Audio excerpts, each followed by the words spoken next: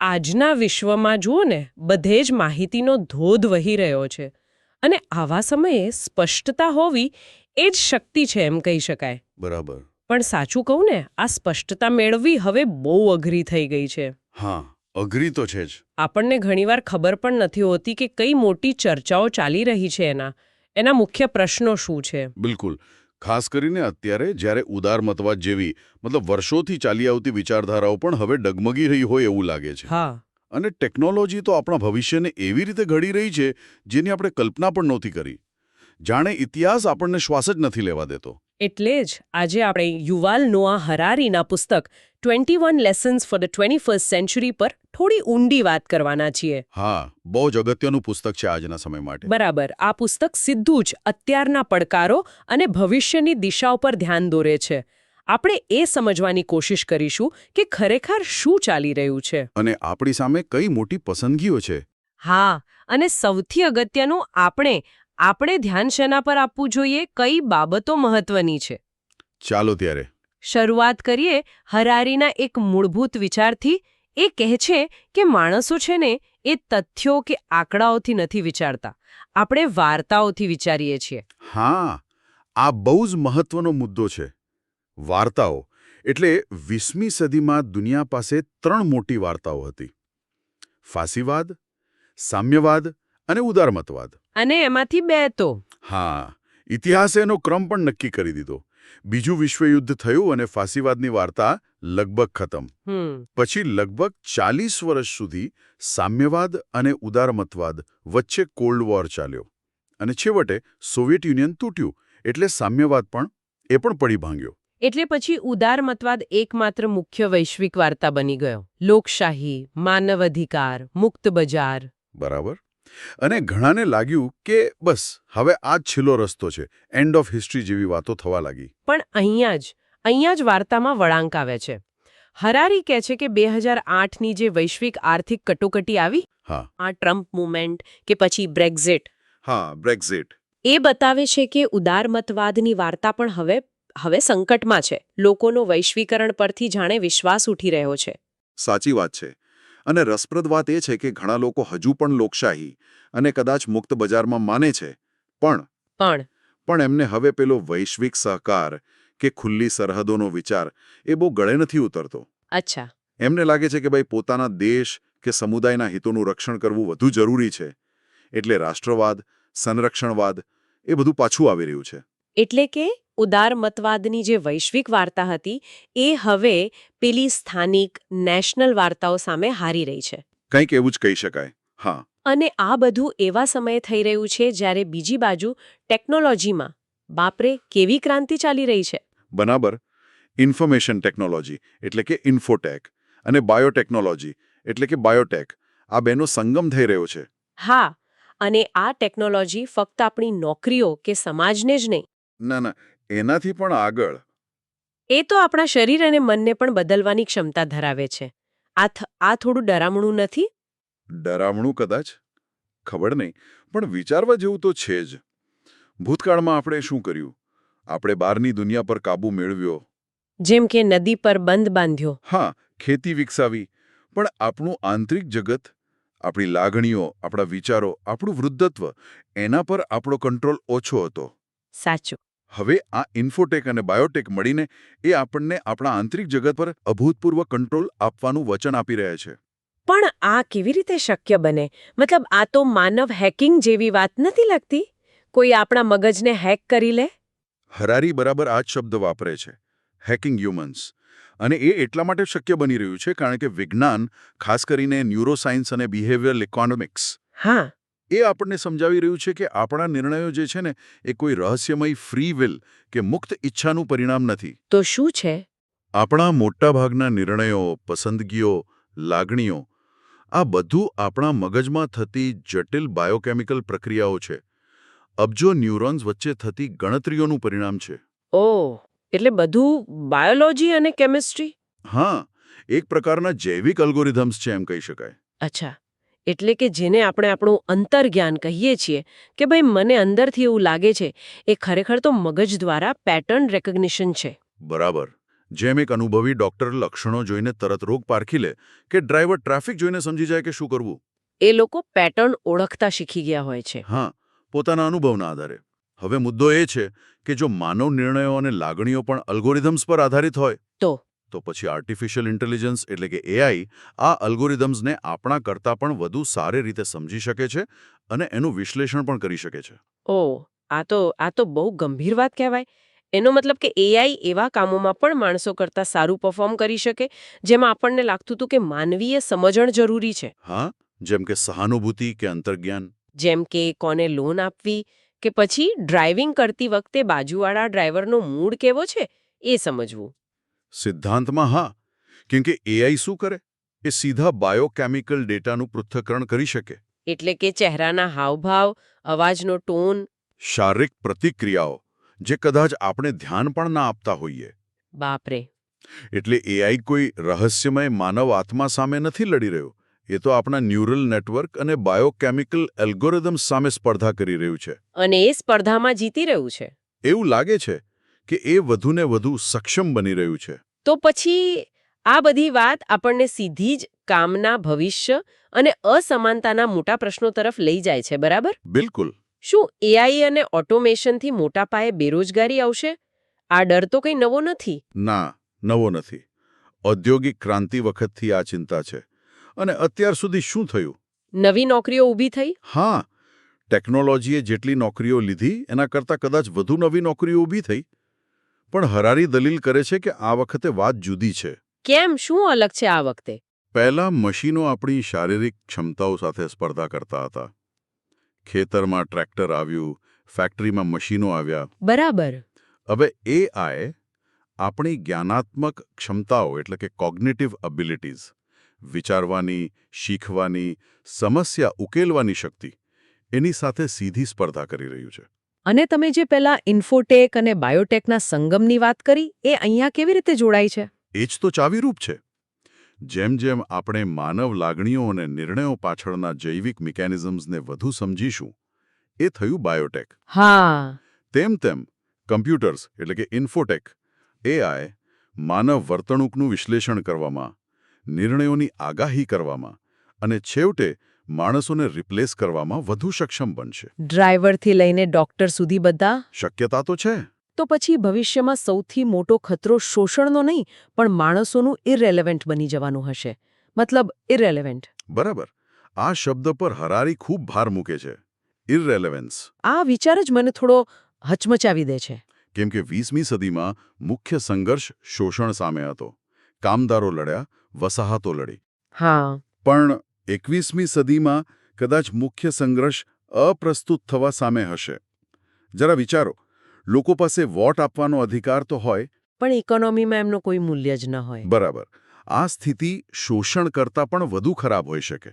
કેમ કે શોષણ સામે તો લડી શકાય, પણ જો સિસ્ટમને તમારી જરૂર જ ન હોય તો તમે કોની સામે લડશો? હા, આ તો અસ્તિત્વનો જ સવાલ બની જાય. બિલકુલ. અને હરારી કહે છે કે આ અપ્રસ્તુતતાનો ડર અત્યારથી જ દેખાઈ રહ્યો છે. પેલી 2016ની અમેરિકી ચૂંટણી હોય કે બ્રેક્ઝિટ. એમાં શું દેખાયું? ઘણા લોકો જેમને લાગ્યું કે એમનું આર્થિક મહત્વ ઘટી રહ્યું છે, સિસ્ટમ એમને ભૂલી રહી છે, એમણે પરિવર્તનના નામે મત આપ્યો. ઓહ! કદાચ ભવિષ્યના બળવા શોષણ કરનારા અમીર વર્ગ સામે નહીં, પણ એવા અમીર વર્ગ સામે થાય જેમને મોટાભાગના લોકોની જરૂર જ નથી રહી. તો આનો કોઈ ઉકેલ, કોઈ રસ્તો, યુનિવર્સલ બેઝિક ઇન્કમ યુબીઆઈ ની વાતો થાય છે? હા, યુબીઆઈ એટલે કે સરકાર બધા નાગરિકોને જીવન જરૂરિયાત માટે નિયમિત આવક આપે. શું આનાથી પ્રોબ્લેમ સોલ્વ થશે? એ એક સંભવિત દિશા છે, પણ એમાં પણ પડકારો ઓછા નથી. પહેલો સવાલ, મૂળભૂત જરૂરિયાતો એટલે શું? કોણ નક્કી કરશે? અને કેવી રીતે? શું એમાં શિક્ષણ, આરોગ્ય બધું આવી જાય? અને ધારો કે આ બધું મફત મળે, તો પછી લોકો વચ્ચે સ્પર્ધા શેની થશે? કદાચ નવી લક્ઝરી માટે, જેમ કે બાયોએન્જિનિયર્ડ શરીર? હા, કે પછી વર્ચ્યુઅલ રિયાલિટીના અનુભવો? કંઈ પણ હોઈ શકે. અને બીજો મોટો સવાલ માનવ સ્વભાવનો છે. હરારી યાદ અપાવે છે કે આપણું સુખ એ ફક્ત આપણી પરિસ્થિતિ પર નહીં, પણ આપણી અપેક્ષાઓ પર વધુ આધાર રાખે છે. બહુ જ મહત્વનો મુદ્દો છે આ. શું યુબીઆઈ મળ્યા પછી આપણી અપેક્ષાઓ નહીં વધે? વધશે જ ને. અને જો આપણને દેખાય કે બીજા કોઈને આપણા કરતાં વધુ સારું અપગ્રેડ મળ્યું છે તો શું આપણને ફરીથી અસંતોષ નહીં થાય? ચોક્કસ થાય. એટલે કે ભલે આપણી સ્થિતિ સુધરે, પણ જો અપેક્ષાઓ એનાથી વધુ ઝડપથી વધે. તો વ્યક્તિલક્ષી અસંતોષ તો રહી જ શકે છે. યુબીઆઈ કદાચ ગરીબી દૂર કરી દે, પણ સામાજિક અસંતોષ કે અસમાનતાની લાગણી એ દૂર થશે કે કેમ, એ મોટો પ્રશ્ન છે. અને આ આપણને સીધા અસમાનતાના મુદ્દા પર લાવે છે. હરારી તો બહુ ચિંતાજનક વાત કરે છે. શું કહે છે? એ કહે છે કે ટેકનોલોજી અને ખાસ કરીને ડેટાની માલિકી એ ઇતિહાસમાં સૌથી વધુ અસમાન સમાજ બનાવી શકે છે. ઓહો. વૈશ્વિકરણ ભલે દેશો વચ્ચેનું અંતર ઘટાડે, પણ વર્ગો વચ્ચેનું અંતર કદાચ ખૂબ જ વધી જશે. ખરેખર તો તેઓ એક ડગલું આગળ વધીને ચેતવણી આપે છે. એ કહે છે કે આ અસમાનતા એટલી બધી વધી શકે છે કે માનવ પ્રજાતિ એ જૈવિક રીતે પણ જુદા જુદા વર્ગોમાં વહેંચાઈ જાય. Biological castes. શું વાત કરો છો?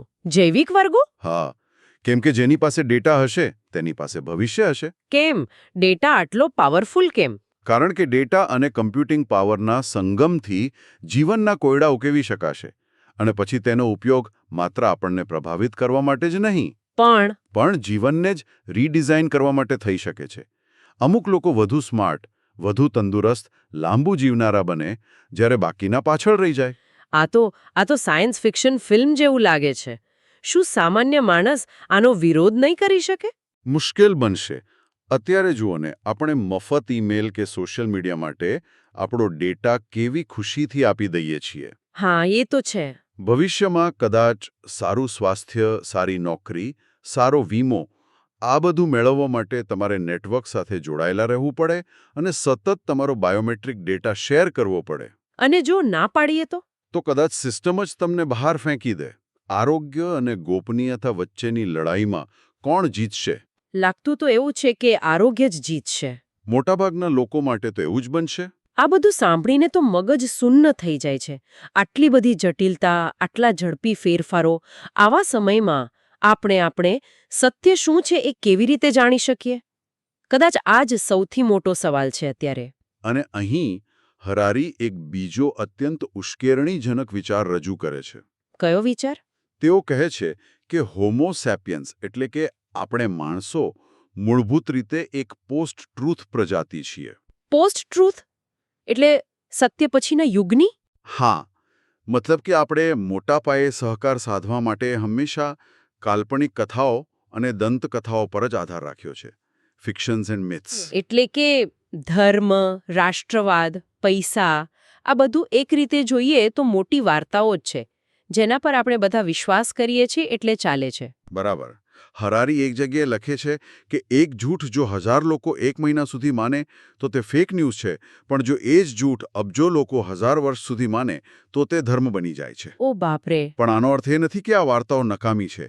ના, ઉલટાનું આ કાલ્પનિક વાર્તાઓ જ માનવ સહકારનું સૌથી શક્તિશાળી સાધન રહી છે. એ લોકોને જોડે છે, પ્રેરણા આપે છે. હા, સમુદાય બનાવે છે, હોસ્પિટલો અને શાળાઓ બંધાવે છે, ઘણું બધું કરાવે છે. જેમ પેલી હેરી પોટરની કાલ્પનિક વાર્તા પણ લોકોને ગમે છે, પ્રેરણા આપે છે, એવી જ રીતે ધાર્મિક કે રાષ્ટ્રીય વાર્તાઓ પણ આપી શકે છે, ભલે શબ્દશઃ સાચી ન હોય. હા, મુદ્દો એ છે કે આ વાર્તાઓ ઉપયોગી હોઈ શકે છે, પણ એ વાસ્તવિકતા નથી. અને પ્રોબ્લેમ ત્યારે થાય છે જ્યારે આપણે વાર્તા અને વાસ્તવિકતા વચ્ચેનો ભેદ ભૂલી જઈએ છીએ. અને એવું તો બહુ વાર થાય છે. હા, તાજેતરના ઇતિહાસમાં જ જોઈ લો. રાષ્ટ્રવાદ, સામ્યવાદ, ફાસીવાદ બધાએ પોતપોતાની જોરદાર વાર્તાઓ રચી અને એના નામે લોકો પાસેથી કેવા બલિદાન માંગ્યા. તો પછી આ બ્રેન વોશિંગ મશીનમાંથી બહાર કેવી રીતે નીકળવું? જો બધું જ વાર્તા હોઈ શકે તો પછી સત્ય સુધી પહોંચવું કઈ રીતે? હરારી આ માટે 2 બહુ વ્યવહારુ નિયમો સૂચવે છે. સિમ્પલ નિયમો છે, પણ કદાચ મદદ કરી શકે. કયા છે નિયમો? પહેલો નિયમ, જો તમને વિશ્વસનીય માહિતી જોઈતી હોય તો એના માટે પૈસા ચૂકવો. પૈસા ચૂકવો? હા. જો સમાચાર કે માહિતી મફત મળે છે તો મોટા ભાગે તમે પોતે જ પ્રોડક્ટ બની રહ્યા છો. તમારું ધ્યાન, તમારો ડેટા એ વેચાઈ રહ્યો છે. એટલે ગુણવત્તાયુક્ત, નિષ્પક્ષ પત્રકારત્વ કે સંશોધન માટે ચૂકવણી કરવી એ લાંબા ગાળે ફાયદાકારક છે. આ તો બહુ સીધી ને સટ વાત છે. મફતની લાલચમાં આપણે આપણું જ બ્રેઇન વોશ થવા દઈએ છીએ. અને બીજો નિયમ શું છે? બીજો નિયમ છે કે જો કોઈ મુદ્દો તમને ખરેખર ખૂબ જ મહત્વપૂર્ણ લાગતો હોય તો ખાલી મીડિયા રિપોર્ટ્સ કે સોશિયલ મીડિયા પર આધાર ન રાખો. એની સાથે જોડાયેલું વૈજ્ઞાનિક સાહિત્ય વાંચવાનો પ્રયાસ કરો. વૈજ્ઞાનિક સાહિત્ય એટલે કે રિસર્ચ પેપર્સ. હા, પિયર રિવ્યૂ થયેલા લેખો, સારા એકેડેમિક પ્રકાશનોના પુસ્તકો, નિષ્ણાતોના સંશોધન પત્રો. અલબત્તા વિજ્ઞાન પણ 100% પરફેક્ટ નથી, પણ અત્યાર સુધી આપણી પાસે જાણકારી મેળવવાનો એ સૌથી વિશ્વસનીય સ્ત્રોત છે. પણ આ બધું કરવું કેટલું અઘરું છે. મોટાભાગના લોકો પાસે આટલો સમય ક્યાં હોય કે પછી એ સમજવાની આવડત. સાચી વાત છે. અને આ જ કદાચ સૌથી મોટો પડકાર છે, એ સ્વીકારવું કે દુનિયા એ આપણી સમજ કરતાં ઘણી વધુ જટિલ બની ગઈ છે. બરાબર.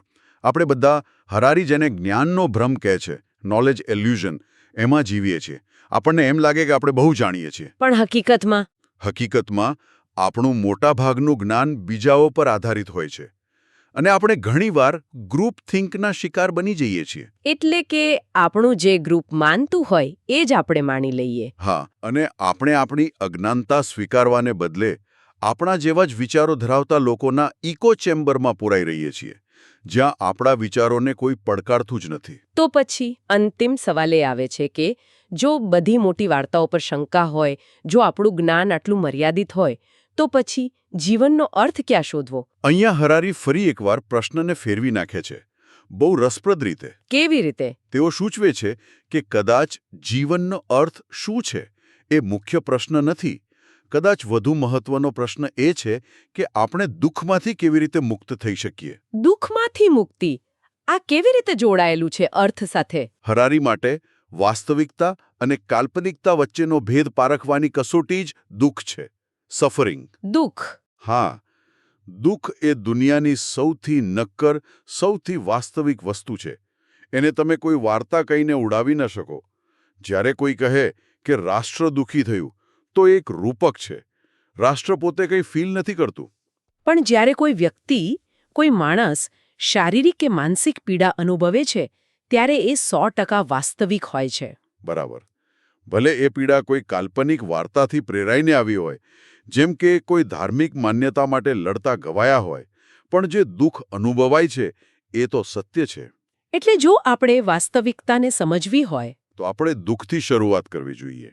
જ્યારે નેતાઓ કે વિચારકો મોટી અમૂર્ત વાતો કરે, રાષ્ટ્રનું અપમાન થયું, આપણી સંસ્કૃતિ પર ખતરો છે, ત્યારે આપણે પૂછવું જોઈએ કે શું આનાથી કોઈ વાસ્તવિક વ્યક્તિને, કોઈ જીવતા માણસને નક્કર દુઃખ પહોંચી રહ્યું છે? વાસ્તવિકતાની શરૂઆત દુઃખની સમજણથી થાય છે. હા, એવું હરારીનું માનવું છે. તો આખી ચર્ચાનો સાર કાઢીએ તો આપણે એક એવા યુગમાં છીએ જ્યાં જૂની વૈશ્વિક વાર્તાઓ નબળી પડી રહી છે. હા. ટેકનોલોજી, ખાસ કરીને એઆઈ અને બાયોટેક, આપણા અસ્તિત્વના મૂળભૂત પ્રશ્નો ઊભા કરી રહ્યા છે. કામ, સમાજ, સમાનતા, આપણે પોતે કોણ છીએ એ બધા પર સવાલો ઊભા થઈ રહ્યા છે. બરાબર. અને આ બધાની વચ્ચે સત્ય અને અર્થ શોધવો એક મોટો પડકાર છે, કારણ કે આપણી સમજ મર્યાદિત છે અને આપણે ઘણીવાર પેલી કાલ્પનિક વાર્તાઓના સહારે જીવીએ છીએ. સાચી વાત છે. અને હરારી પોતે આ પડકારોનો સામનો કરવા અને વાસ્તવિકતાને વધુ સ્પષ્ટ રીતે જોવા માટે શું કરે છે?